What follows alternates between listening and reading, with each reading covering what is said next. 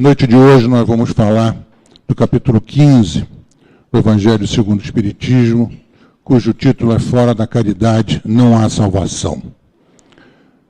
Jesus em Mateus disse: amarás o Senhor teu Deus de todo o coração, de toda a sua alma e de todo o teu espírito. Este é o primeiro mandamento. Esse é um mandamento que muitas vezes as pessoas adotam por uma questão de comodismo. É mais fácil dizer que ama a Deus do que explicar por que não o faz. Né? Essa é uma postura do materialista. Não, amo sim, mas também não quer muito se preocupar muito com as consequências deste amor a Deus. O segundo, semelhante ao anterior, é: amarás teu próximo como a ti mesmo. Vejam bem, esse amor é incondicional. Aqui não existe entre vírgulas. Amarás os teus, amarás os que lhe são simpáticos, amarás aqueles que lhe fizeram uma ajuda, um encaminhamento no momento de dificuldade. O amor é irrestrito.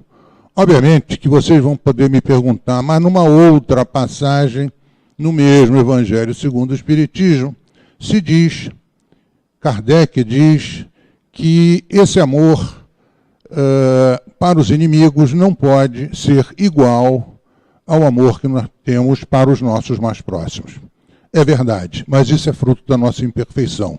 Porque a mensagem do Cristo é clara, ela não admite segundas ou terceiras interpretações. E diz mais, que nesses dois mandamentos, amar ao Senhor teu Deus e amar ao próximo, se resumem toda a lei e os profetas.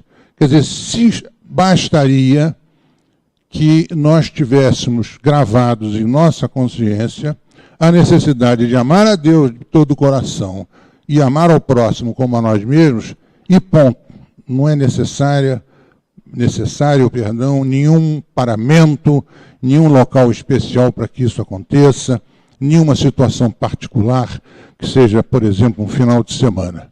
Essa tem que ser uma postura permanente da nossa parte, e não uma postura eventual. Aí está, mais uma vez, dito, nesses mandamentos se resumem toda a lei e os profetas. Obviamente que nós podemos desdobrar isso em inúmeras outras observações, como o próprio Kardec o fez ao longo dos seus livros, ou então ficar só aí.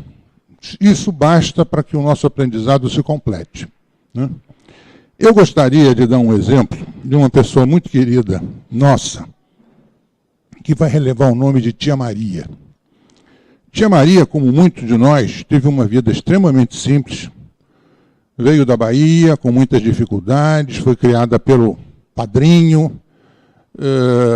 Ela está encarnada ainda, velhinha, com muita dificuldade de locomoção. Teve seus filhos, criou seus filhos, teve as suas dificuldades, teve as suas dores, os seus sofrimentos, como todos nós. Mas Tia Maria tinha uma característica muito interessante. Obviamente, também fazia o almoço domingueiro. Era a responsabilidade dela, que ela cumpria com todo o coração, com toda a boa vontade, com todo o sentimento. Mas, cumprida essa obrigação, Tia Maria saía de casa e se dirigia a um hospital que se localizava a mais ou menos a 30, 40 minutos da sua casa. Antes de chegar nesse hospital, Tia Maria comprava uma caixa de biscoito. Se algum paulista estiver me escutando, o biscoito daqui é a bolacha daí. Ela comprava o seu pacotinho de biscoito e se dirigia para esse hospital. Lá chegando, o horário de visitas era de 2 às 5.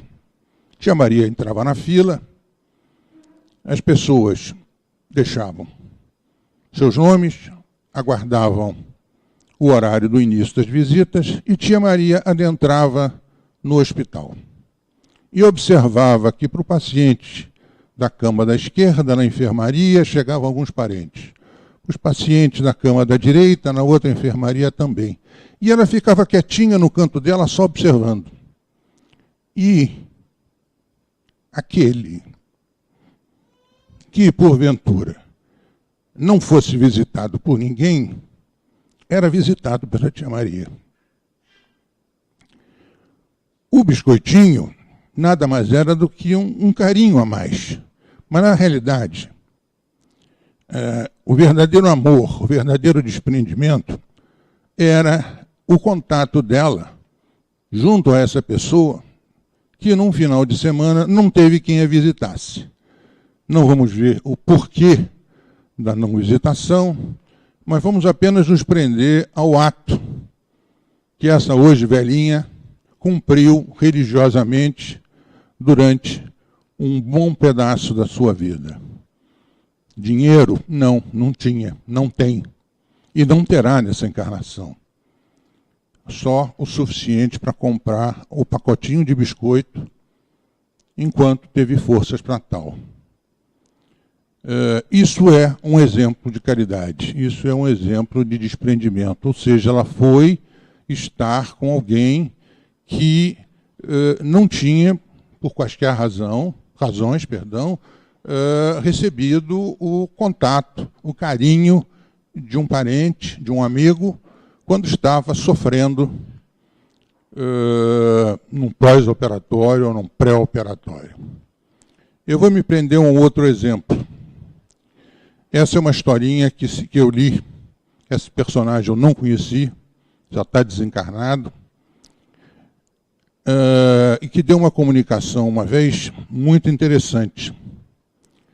É uma pessoa que vivia, ao contrário da tia Maria, com abundância, com conforto. E era uma pessoa razoavelmente generosa. Desencarnou e foi recebida com respeito e consideração pelos seus mentores, pelos seus parentes, pelos seus amigos, como é quando desencarna alguém que tenha tido uma vida reta. Esse mentor lhe disse, olha, vou encaminhá-la a um local onde a senhora deverá permanecer, pelo menos no início dessa sua estada entre nós. E lá foram os dois caminhando, e ela se surpreendendo com o ambiente, até que passa por uma casa, não era uma casa luxuosa, mas era uma casa confortável, cercada de verde, de flores, de árvores, e de repente ela vislumbra, ei, olha lá, aquele ali foi o meu ex-jardineiro, morreu há 3 anos. Se cumprimentaram, e ela seguiu, encaminhada com o mentor. Num determinado momento, ela começou a perceber que a ambiência por onde caminhavam ia se empobrecendo, as cores iam se esmaecendo, enfim, tudo começava a ficar um pouco mais feio. Até que, finalmente, chega num determinado ponto, num determinado número, numa determinada rua, e o mentor disse, chegamos. Como chegamos? Meu jardineiro tem uma casa tão bonita, e é só isso. Então, para que eu não fuja ao rigor do texto, o guia respondeu, o arquiteto principal assegurou-se, entretanto, que esta habitação que lhe destinamos ainda é a melhor que ele pôde construir com os materiais que lhe enviastes durante a vossa permanência na terra. Ou seja, trocando em miúdos, lá fora, quando chegar o nosso momento de percorrer a verdadeira vida, teremos de volta tudo aquilo que fizemos de bom e de belo ao longo do combinado era que as mensagens fossem rolando independente do que eu estivesse falando, mas vamos retomar o ritmo. Esta é uma parábola absolutamente verdadeira que eu recolhi em alguma das leituras que a gente faz. Tem horas que a gente precisa ter 3 mãos, porque uma no microfone, outra no papel. A gente quer tirar o papel não sobra mão, mas vamos em frente. A gente podia encaminhar essa palestra num sem fim de críticas, de comentários com um toque de depreciação sobre a performance das igrejas majoritárias ao longo desses 2 milênios. Mas, num determinado momento em que eu me vi tentado a fazê-lo, alguma coisa me acendeu no coração e disse: Gustavo, não são os outros, era você que estava lá, era você que estava fazendo. Por isso, a sua identificação com a religião, por isso, a necessidade de você reencarnar espírita, para que você possa dar um novo rumo, ou colaborar no sentido, por menor que seja essa colaboração, no sentido de dar um novo rumo ao entendimento das pessoas sobre o que seja a vida eterna. Não culpe ninguém. Olhe essas situações como necessárias ou possíveis no tempo em que aconteceram. Mesmo assim, eu não posso fugir a fazer alguns reparos sobre certas colocações que até hoje persistem junto às igrejas, do tipo: nós somos o povo de Deus, do tipo: propriedade, isto é propriedade de Jesus, do tipo: Deus é fiel. São coisas decorrentes de um entendimento bastante imperfeito da mensagem do Cristo. Entendimento esse, inclusive aquele que é citado no texto do Evangelho segundo o Espiritismo, que é o fora da igreja não há salvação. Nós temos que entender que no momento em que essa frase foi cunhada, a igreja, isso foi no final do século XIX, pouco após o decesso de Kardec, a igreja estava sob uma pressão muito grande. A Itália tinha acabado de conseguir a sua independência, os estados papais, já que a igreja era dona de um pedaço da Itália, estavam sob severa tentativa de intervenção de parte da República Italiana. Na França a situação não era diferente, a Alemanha também tinha acabado de se unir, todos aqueles mais de 1000 principados se unindo, boa parte deles seguindo a religião de Lutero, ou seja, o que nós chamávamos de protestantismo, e que hoje se chamam de evangélicos. Então, toda essa situação exigia à igreja que se desse alguma arma a mais para resistir a tanta pressão contrária. E uma das frases cunhadas foi essa: fora da igreja não há salvação. Esse é um assunto que, aliás, me faz recordar uma outra situação. Eu estava junto com a minha esposa e um certo número de senhoras fazendo um estudo de ano inteiro sobre o Evangelho segundo o Espiritismo. Até que chegou o momento de falar sobre a indissolubilidade do casamento. E eu me preparei com uma série de textos, com muito cuidado, com muito carinho, para evitar tocar num tema tão sensível como esse, já que a maior parte da plateia era de pessoas do sexo feminino.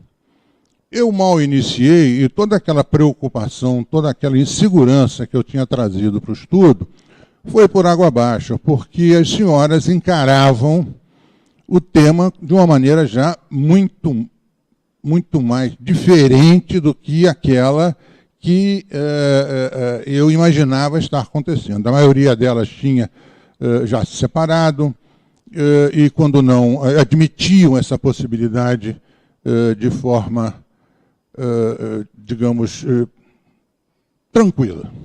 Então, voltando à situação da igreja, também nesta época, 1870, foi decretado e se tornou dogma que a Igreja Católica tinha no Papa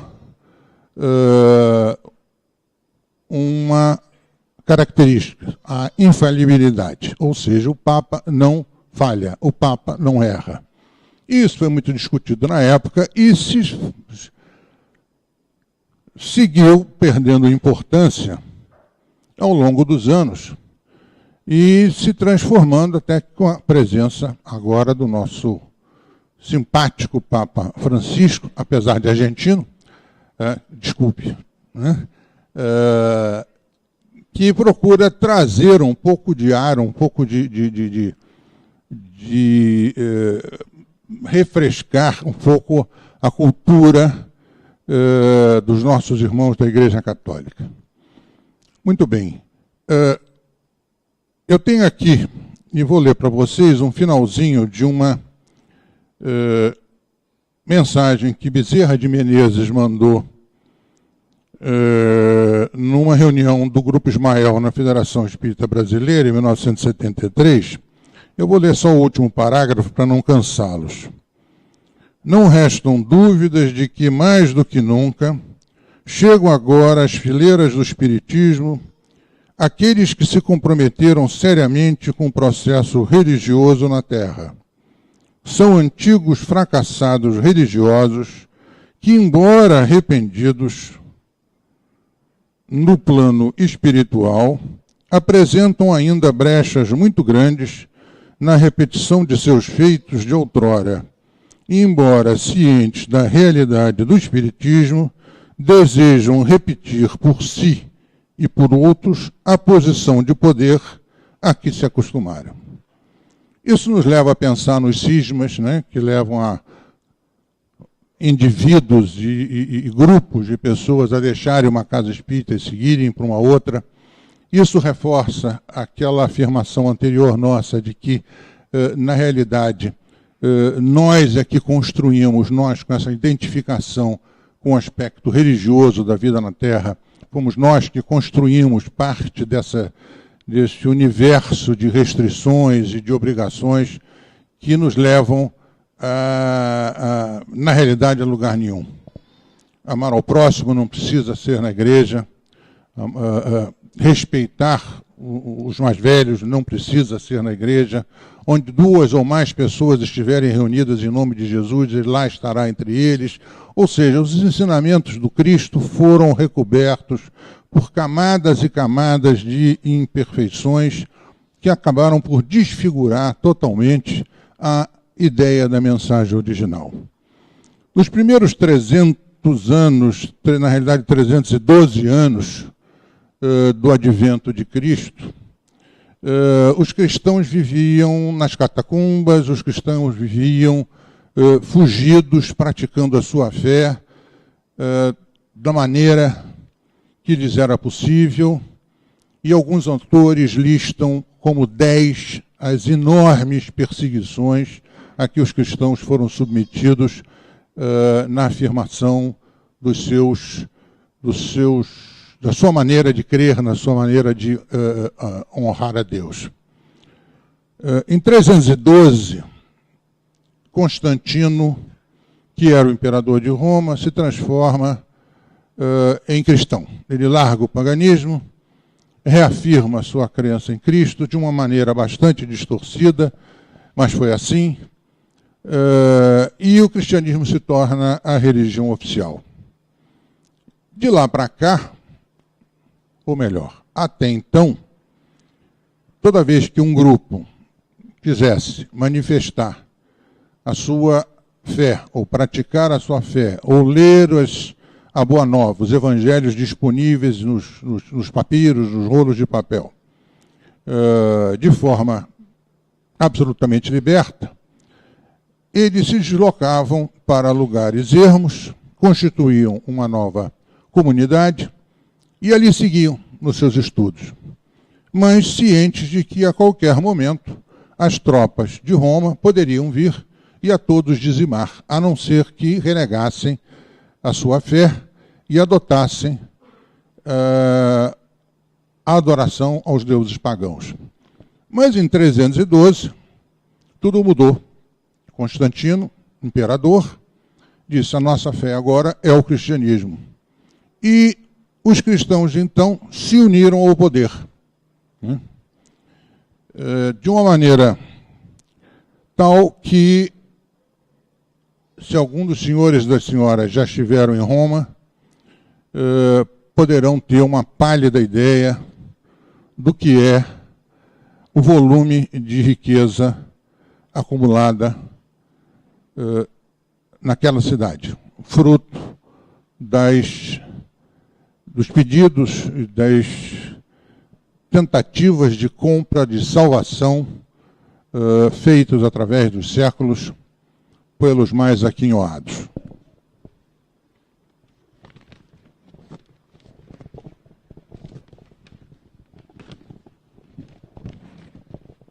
Eu preciso ter 3 braços.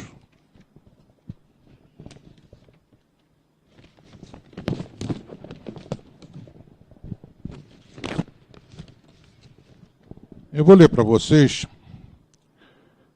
um outro trecho que eu colhi no Reformador. Reformador, como vocês sabem, é o órgão oficial de divulgação do Espiritismo, publicado pela Federação Espírita Brasileira. Diz assim: ser espírita é ser clemente, ter a alma de vero crente, sempre afeiçoada ao bem. É ensinar a quem erra e entre os atrasos da terra não fazer mal a ninguém. É sempre ter por divisa tudo que é nobre e suaviza o pranto, a dor e a aflição. Exercer a caridade e resguardar a orfandade dos abismos da perdição. Em Deus é ter sempre crença, profunda, sincera e imensa, consubstanciada na fé. É guardar bem na memória os bons conselhos e a glória de Jesus de Nazaré. É perdoar sempre a injúria, é suavizar a penúria de quem já não tem um pão. É tornar-se complacente para o inimigo insolente, tendo por lema o perdão. Ser espírita é ser clemente, ter a alma de vero crente, sempre afeiçoada ao bem. É ensinar a quem erra e entre os atrasos da terra não falar mal de ninguém. Ou seja, nós temos também os nossos padrões de comportamento, nossos padrões de conduta que são extremamente rígidos.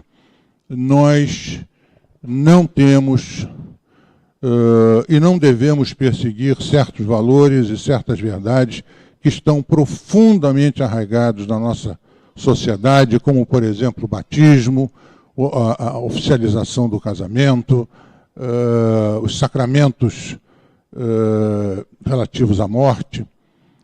Devemos manter a nossa casa tão isenta desse tipo de auxílio ou bengala quanto possível, de forma que nós possamos nos prender única e exclusivamente aos ensinamentos do Mestre.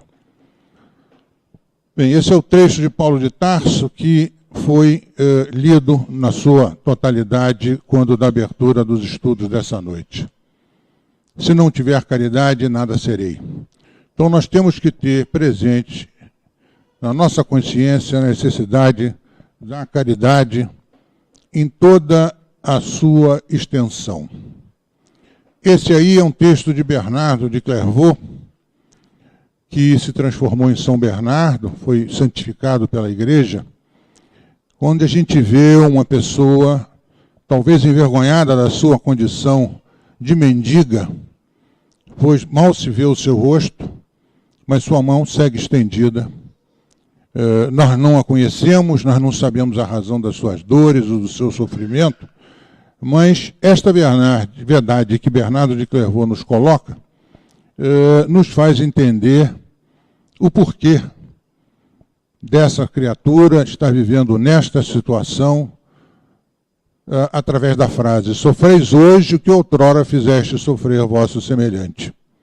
Todas as lágrimas que derramais agora são as mesmas que por vossa causa já borbulharam em outros olhos. Então,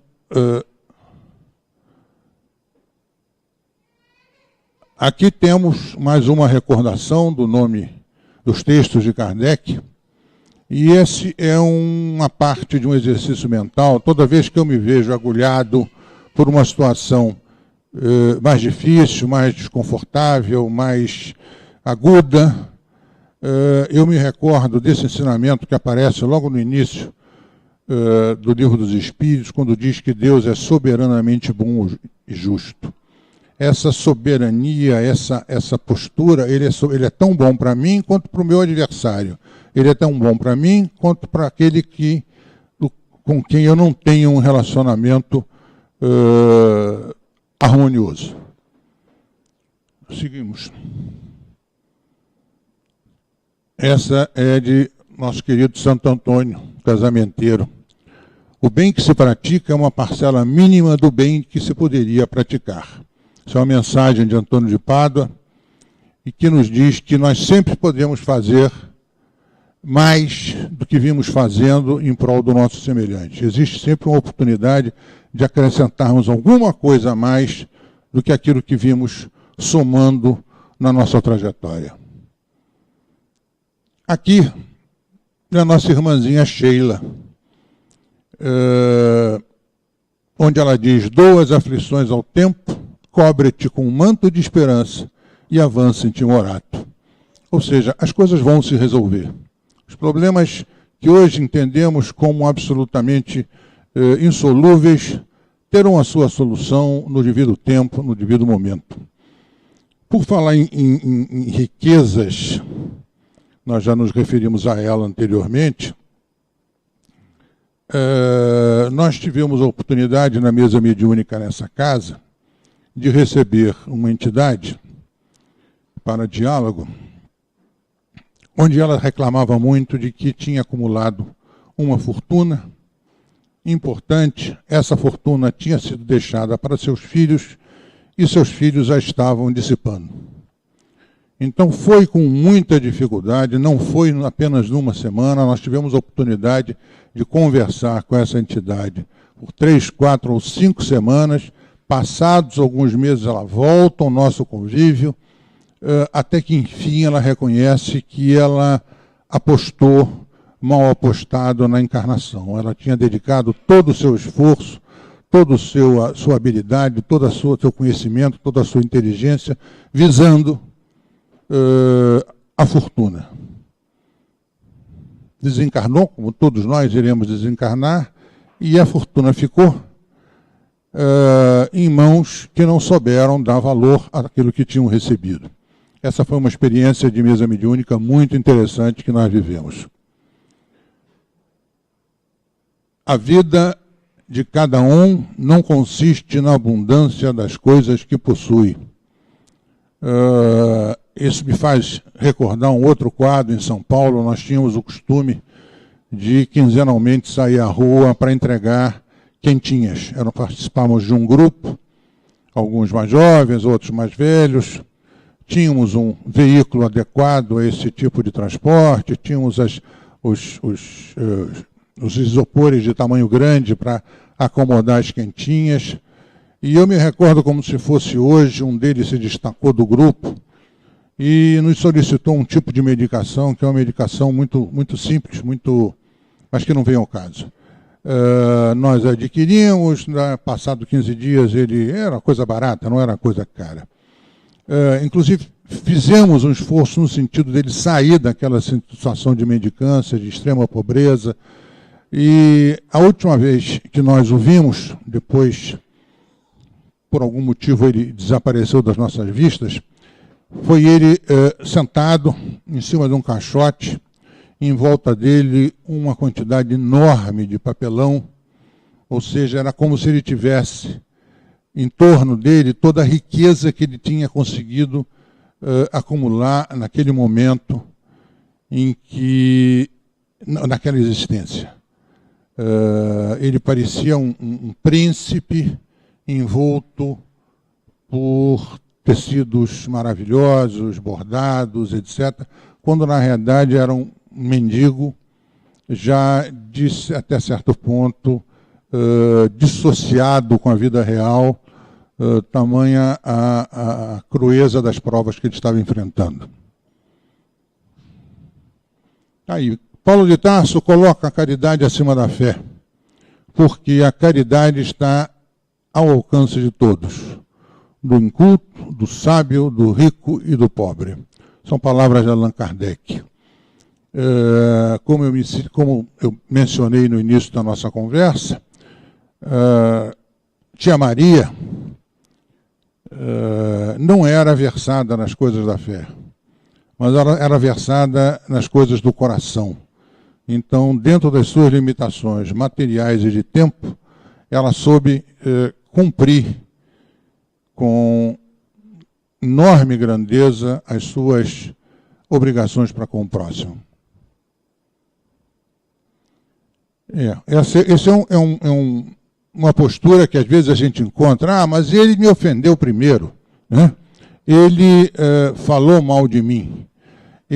Então tentamos justificar um mal feito, né?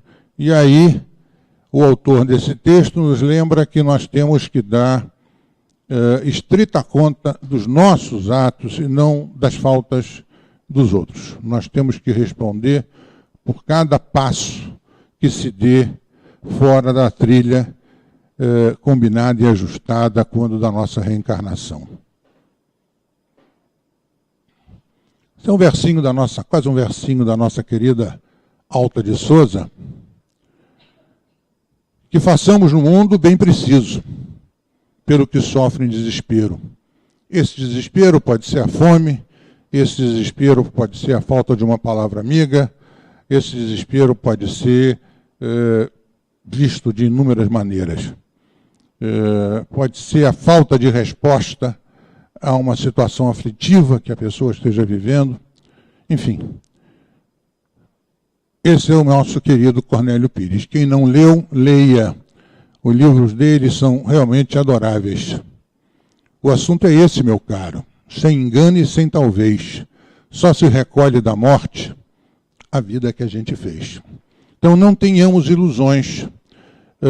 Quando Lutero se insurgiu contra a Igreja de Roma, e porque estavam vendendo indulgências, ou seja, perdão celeste, era um papel que dava a garantia de que nós iríamos para o céu.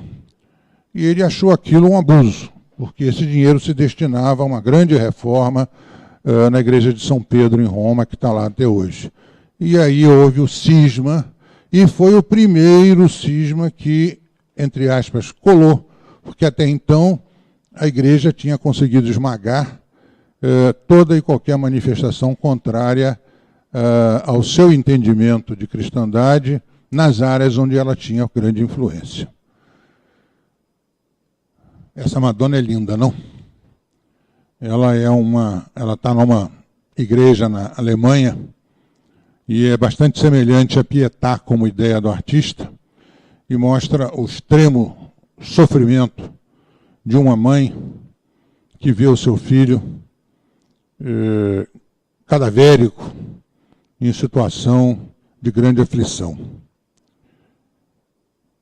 Isso aí serve para mim, serve para todo pregador. Quando o palestrante acha que está falando muito bem, a gente tem que botar uma mensagem dessa.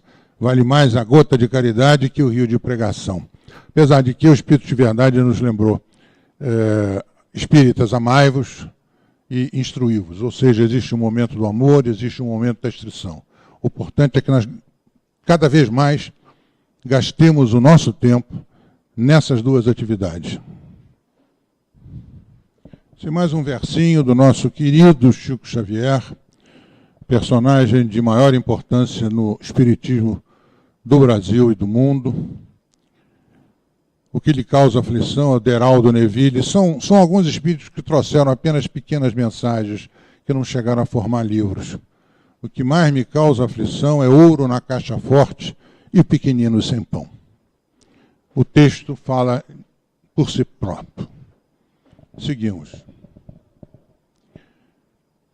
O homem humilde não desconhece que as estradas que hoje palmilha já foram por ele percorridas ontem e serão amanhã, na marcha inelutável para a perfeição.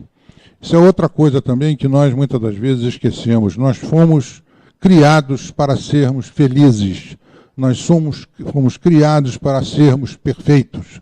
Nós fomos criados para atingir a excelsitude. O tempo que a gente vai levar para alcançar essa excelsitude vai depender do nosso comportamento em relação a nós mesmos e em relação ao nosso próximo.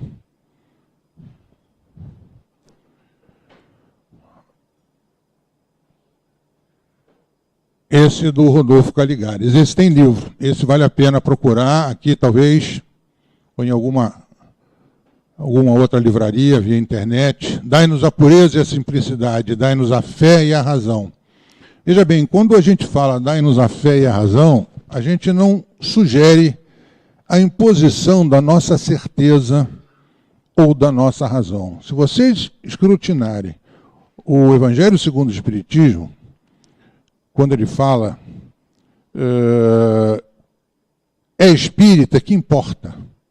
Ou seja, o espiritismo não é colocado acima do mandamento do Cristo, do segundo mandamento do Cristo, que é o amai-vos uns aos outros. O espiritismo é um consolador, o espiritismo é uma ferramenta de trabalho para que a gente consiga sobreviver às dificuldades, aos pedregulhos que se colocam à nossa frente, como nós devemos nos comportar em relação a eles. É, a rigor, o consolador prometido, não algo que nos vá eximir de vivenciar tudo aquilo que a gente se comprometeu a vivenciar quando encarnou. Eu relembro que tudo aquilo que nós passamos foi combinado com os nossos mentores, com os nossos orientadores antes da nossa encarnação. Não há nada que não tenha tido a nossa concordância. Sim, eu concordo em passar por isso. Então, quando nós nos insurgirmos contra alguma situação dolorosa, difícil, complicada que venhamos a viver, foi compromisso nosso, com os nossos orientadores. Estamos quase no fim. Nossa querida Sueli Caldas Chuva, deixando uma mensagem: deixe que a presença do Mestre se revele em você e se irradie em direção à vida. E não se admire se a pessoa mais feliz do mundo for você.